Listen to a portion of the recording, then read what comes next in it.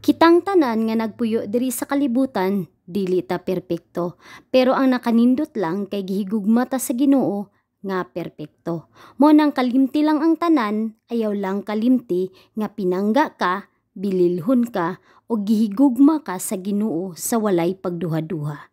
Ug ang gugma sa Ginoo para sa imuha is unchangeable, unmistakable, unmeasurable, unconditional, and perfect.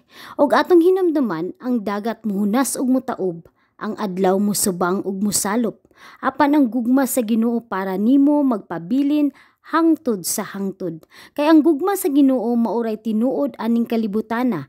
Kay nag-ingon ang 1 John chapter 4 verse 16, busa na sayod kita ug nagtuo nga gihigugma kita sa Dios. Ang Dios gugma ug ang nagkinabuhi subay sa gugma anaa sa Dios ug ang Dios anaa kaniya. Sugod karong adlaw kung unsa ka kakusog mohugot about sa gugma, dapat ingon ana sab kahugot ang imuhang gugma sa Ginoo or labaw pa.